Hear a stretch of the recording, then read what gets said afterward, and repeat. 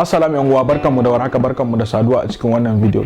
Hot 8 ba sabuwar waya bace, ta kwana biyu a kasuwa, so amma muka ga ya kamata muku bayani akan wannan waya don har yanzu akwai wayar da suke sayan waya, sannan kuma akwai wayar da suke sha'awar wannan waya su saye ta har yanzu. Hakan yasa muka ce to ya kamata muku bayani akan wannan waya, shin ya kamata ku saye ta ko kuma bai kamata ku saye ta ba. Amma kafin mu je cikin bidiyon namu kai sai yana da kyau ka dana mana subscribe, sannan kuma kai like na bidiyon nan idan bidiyon ta burge ka.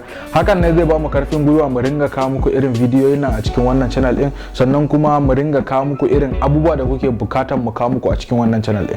Ba tare da bata lokaci ba, bari mu je cikin bidiyon namu.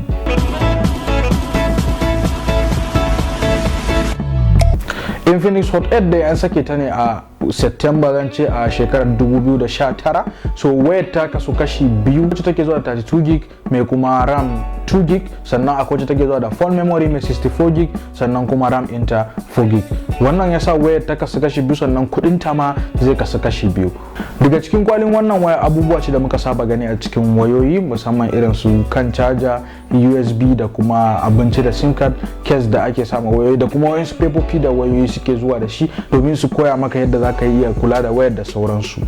So a cikin wannan waya shi ma duka akwai wayannan abubuwa da muka irga wanda za su taimaka maka domin kai charging waya. Abu na fari charger kenan, case kuma ka saka domin ga protection na wayan ko ta faɗi kar da ciwo, da kuma akwai film protector ma'ana screen protector da ake sama wayar domin kada ka goggoje gaba wayar zaka sa mata.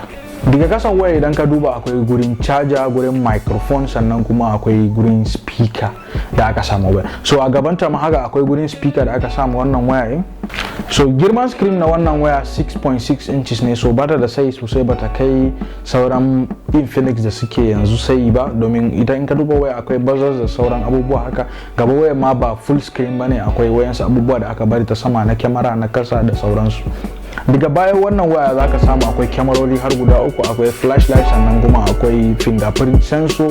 Daga kasanta kuma akwai abubuwa na branding mana sunan Infinix da kuma logo na Hot 8 da suke saka ma duk wani hot nasu idan suka sake ta. Daga daman wannan waya idan ka duba akwai gurin volume, sannan kuma akwai power button, so volume na sama da kasa da kuma power button. A hagunta kuma akwai gurin cire sim card da take dauke da sim card guda biyu, micro sim card, sannan kuma akwai gurin saka memory card idan har kana bukatan karin storage ka samu wayarka. So kyamara ta na gaba mai girman 9 megapixel, sannan kyamara ta na baya kuma mai girman 16 megapixel main kyamara in kenan, sannan akwai su depth sensor da kuma shi macro kyamara a bayan wannan wayar.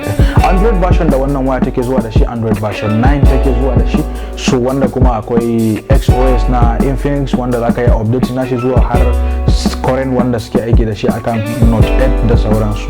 Batir na wannan waya tana da batir ne mai girman 5000 mAh, so batir tana da batir yadda ya kamata. Sannan kuma idan aka yi maganar kuɗin wannan waya, ana sayar da wannan waya ne da tana tashi daga kan 32,000 zuwa sama. So zaka iya samun ita karamar daga kan 32,000, ita babban kuma akan 37,000 ko 8 zuwa 40 a kuɗin Najeriya naira. Sannan sai processor da ke kan wannan waya sun yi amfani da Helio daga kamfanin MediaTek wanda take da Helio A22. Processor ce mai kyau wanda aka aiki da ita a baya, yawancin wayoyin Infinix a baya kamin nan su fara aiki da processor na jerin G suna aiki ne da duk wata processor da fito a jerin A. So processor tana da kyau, zaka ji daɗin aiki da ita, musamman da yake tana da RAM mai ɗan girma kamar shi 4 gig da yake zuwa akan babban wayar kenan. Ina fata ka ji daɗin wannan video. Kada ka manta, sunana Muhammad a cikin wannan channel na Techie Abba, sai mun haɗu a video na gaba.